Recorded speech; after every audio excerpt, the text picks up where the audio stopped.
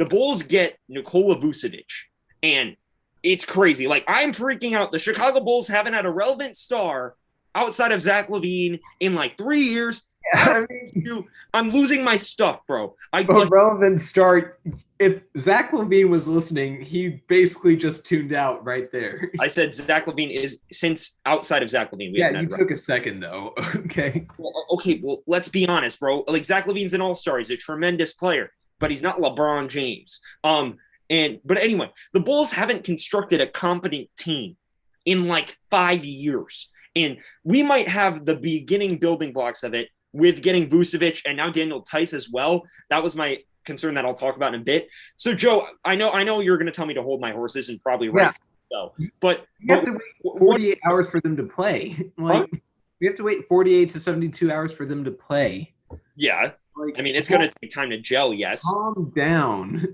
I mean, we're not going to be that good, but I'm excited by it, man.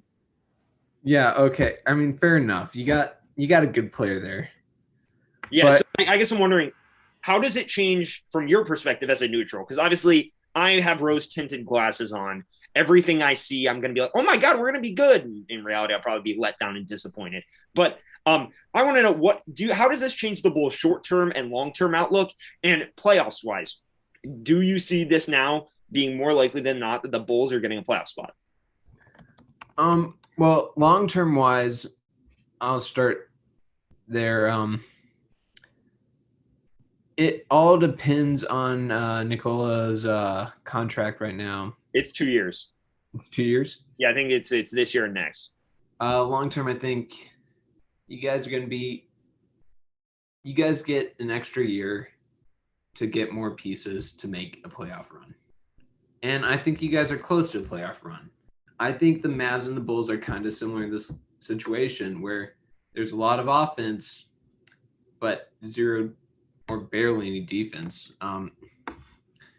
So get more players, and I can see a playoff run maybe to. I'm not going to get you second round. Second round's like the ultimate height, I'd say. I don't see that happening. The second round is basically Sam's dream come true. But yeah, to answer this question as well, as a Bulls fan, I'm optimistic we're going to make the playoffs. I think it might be in the play-in tournament. We'll have to win a game to get in. But and here's the facts, right? Our offense is middling. It's better than last year. Last year we were in the bottom tier in both offense and defense. Our defense is crap. Like there's no skating around it. And trading for Vucevic doesn't exactly like help your defense when you trade Wendell Carter, who's more of a defensive big. The reason we got Vucevic was for the offensive end to have a competent pick and roll partner or a pick and pop partner for Zach LaVine and Kobe White and guys who handle the ball. And it gives options outside of LaVine and White when White's actually on, and maybe Patrick Williams to some extent. It gives us a competent, reliable big guy. And I like that. But here are the facts. His defense is spotty. I think it's getting better, but it's not great. And we're not and so the thing I was worried about was we traded Daniel Gafford after that, who's losing his rotation spot. And that's what I was a little sketched about. But we got Daniel Tice, who helps on the defensive end. He adds a little offensive punch from the center spot as well. So I think the Bulls, long story short, are good enough to climb some of the teams above them. Like, look, I think we can outplay the Pacers, especially with the Pacers slumping of late. I think that Atlanta's been doing all right. Charlotte's been doing all right. The Knicks have been doing all right, but I think Charlotte and the Knicks, especially without LaMelo, and now the Knicks have been good enough, but I think that they're at risk of sliding down. So I think the Bulls can sneak in to at least an 8 in the play-in tournament. Um, but I'm not optimistic we win a playoff series. On the Bulls, I like the deal. I think Yeah. that ultimately we needed more punch on offense to even have a chance. It's not like we could make a big deal defensively that would improve us without sacrificing some of our key players on the offensive side of the ball. So, in my opinion, I like the move. I think at a certain point, this is going to be a team that if we're going to win games, is going to win in more shootout style fashion, just with LaVine and Vucevic sharing the floor. I think Patrick Williams and can hopefully hold the fort down on the defensive end a little bit, and maybe we bring Tyson when we need more defensive minutes from center or our four spot. But yeah, I think that this is a deal that's predicated on going all in on the offense and trying to develop, and maybe we'll draft for defense and do some digging in free agency. I don't think anyone expects the Bulls to go beyond the first round of the playoffs. Yeah. Not this year. For me. Yeah, I especially can, with the jelly. I can see next year, depending on like just what happens in the offseason and draft and all that. We might actually get on national TV if we're lucky. Yes. Okay. So moving on. Yeah. Denver landed Aaron Gordon for RJ Hampton and Gary You, Harris. One of the three Garys that moved. yeah, every That was Gary an in the interesting NBA got stat. traded. Every Gary got traded. I know that was so weird. I'm like, first of all, the fact that there are three Garys in the NBA, mind blowing. Clark. That all of them got traded. What are the odds? So can the Nuggets legitimately compete in the Western Conference playoffs now? Yes, because I think that the Lakers. But it comes with a caveat if the Lakers are banged up. I think ultimately, I've said this a million times. If AD and LeBron are fully healthy, which is a huge if at this stage because obviously both are out, AD's got injuries that will recur because of the nature of the injury he has. LeBron, it's an ankle. I think when he's back, he'll be good to go. But I think that the Nuggets, I was talking about this with Nelson yesterday, actually. And when they made this deal, they trade Harris. Yeah, they lose some defense, which is very underrated. But offensively, Gary Harris became a bit inefficient and really not a huge asset.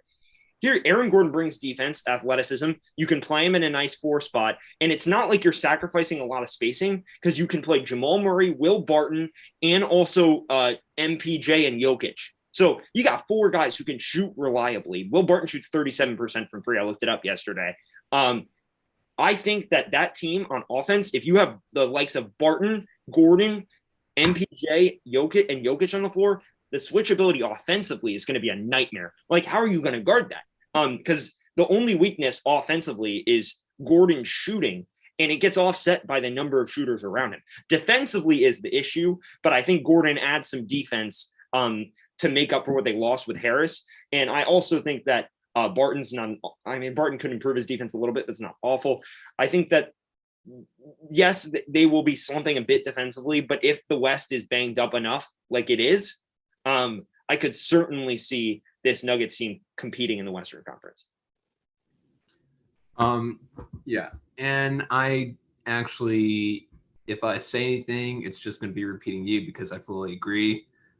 So let's just not dilly-dally. Let's get on to the next one before we got 4 minutes.